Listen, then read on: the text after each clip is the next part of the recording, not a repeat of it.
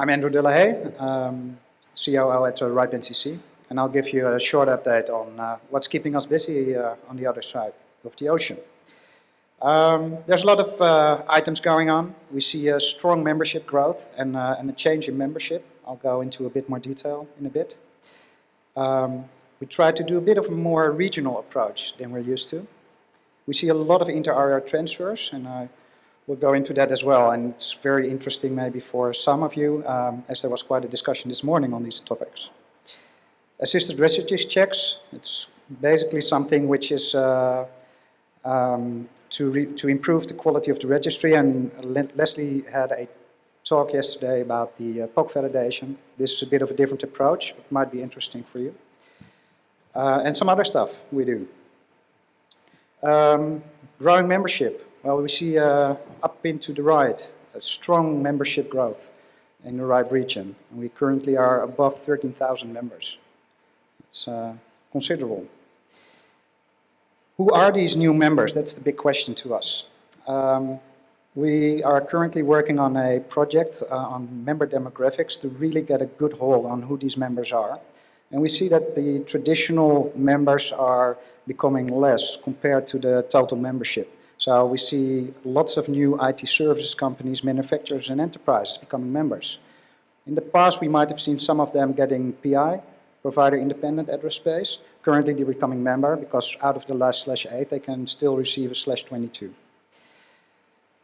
The hard part of this is that we want to introduce them to RIPE and the RIPE NCC and encourage them to participate in the processes.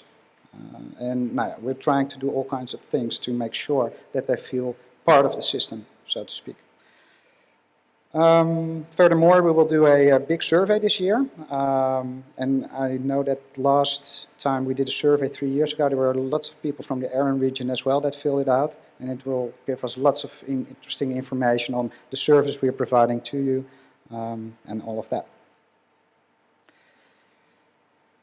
We do a lot more engagement with the members, especially because they're new. We're trying to really get them on board. And we have multiple projects running for that. One of them is membership lunches, for example. So those areas where we have already staff around, we invite a subset of our membership for a lunch. It's lightweight, it's very nice. Meetings are around 2 to 3 hours, and we talk to 20 to 30 members. And the interesting bit is that those people that come to those lunches are different than those that go to RIPE meetings or regional meetings. And we get information from them at first hand, which is very interesting. We also explain them about process, procedures, and new services we would be providing. A more regional approach. As you know, we have an office in Dubai and some staff in Moscow. We have a lot of meetings, MENOC, ENOC, so it's the Middle Eastern NOC meeting, Eastern European NOC meeting, SEE, Southeastern Europe meetings.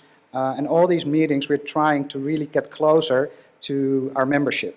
And they actually differ a lot throughout the regions. So that's what we're trying to achieve.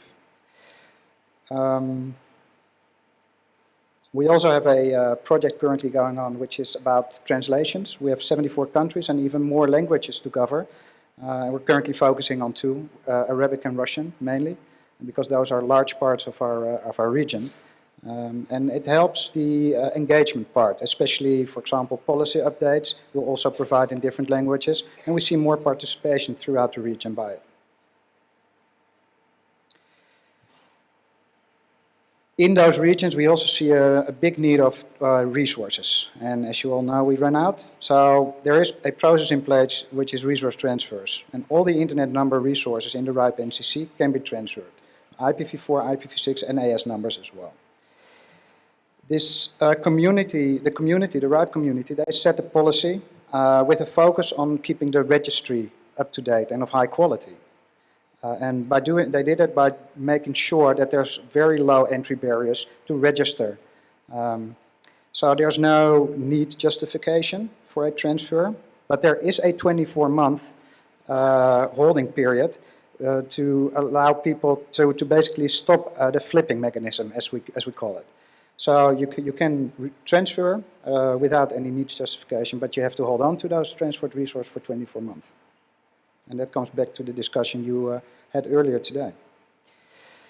The numbers on the transfers, in 2014 we had around 1,000 transfers that went up to almost 3,000 in 2015, and currently we have seen 402 transfers so far in 2016. So we see a bit of a decrease, although these numbers don't show the mergers and acquisitions.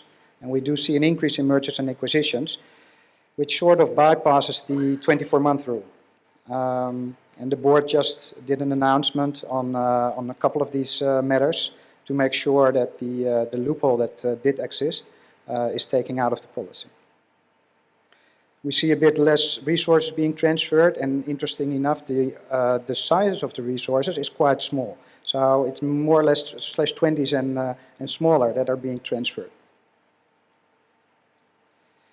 This is a graph showing the completed IPv4 transfers. I don't want to go into too much detail here, but the interesting thing is that it is sort of balancing out at the moment.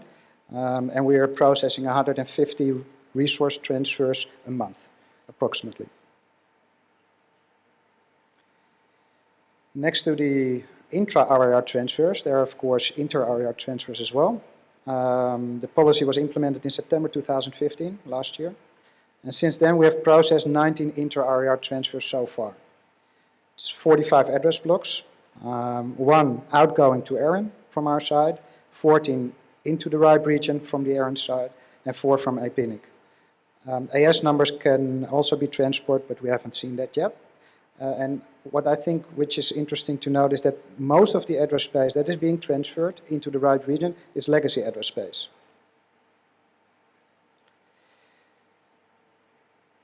These are some numbers. It's maybe interesting to have a look at it online.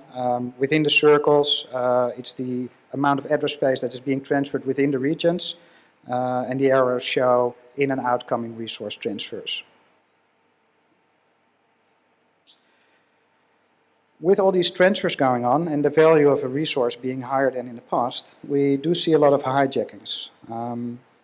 In 2015, we had 134 hijacking cases, and they're very sophisticated. We see organizations re-registering expired domain names, falsifying documentation, having falsified notary stamps on documentation and all of that, which is quite a burden on our registration services team to figure out what is real and what is not, especially we're covering 74 countries, which also has some legalistic implications, of course. Yeah, we're still holding on, and it looks all right. It's sort of stabilizing. One of the things we do is urging our members to update the registry and really keep the registry up to date. And that's something which is one of the spear points this year for us to explain to our members that this is very important. To make sure that our members keep their data accurate and up to date, and also to have less of these hijacking cases, we created a process which we call assisted registry check. This is sort of, it's not the same as the POC validation.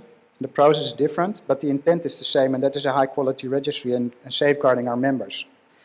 It's a lightweight check where we give our members a phone call. And we really talk to them about the registry, their contact details, and those kinds of information sets. And we do an email as a follow-up. The emphasis is adding value to the members. So it's not us really auditing them, but it's really trying to help them to improve their data. The intent of the ARC is that the RIPE NCC's key responsibility is to maintain an accurate and high quality registry. And we did 2,200 ARCs so far this year, and about 95%, which is shockingly high, of those ARCs, we had people that needed to update their LAR data.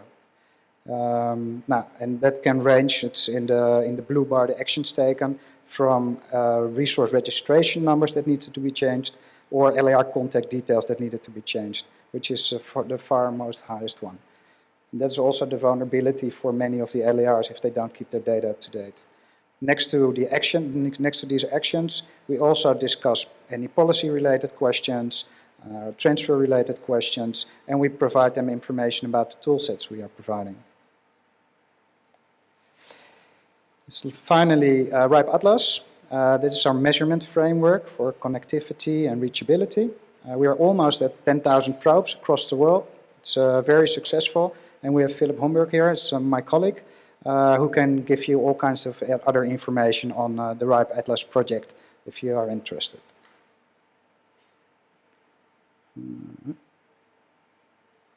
Then RPKI. RPKI is still going strong in the RIPE region. Currently we have about 25% of our membership that requested a RIPE certificate, an RPKI certificate, and about 25% of the address space is under a ROA as well. That's very high, and the interesting bit is the last bullet. We do see an increase in operational usage. We have quite some members at the moment that are offering RPKI as a service. You see that mainly at IXPs for their customer base. Finally, RIPE Academy. RIPE Academy is our learning platform. It's an online learning platform, and people can get a certificate if they go through some of those trainings. I looked into some of the statistics, and interesting enough, 11% of, and which is the highest actually, of the users and the people that received certificates are from this region. So thank you for participating in RIPE Academy, and we hope to provide this service to others as well. In May we'll have the RIPE meeting in Copenhagen. You're all welcome, and that brings me to the last slide. Any questions for Andrew? Okay, excellent report. Thank you very much. Thank you, John.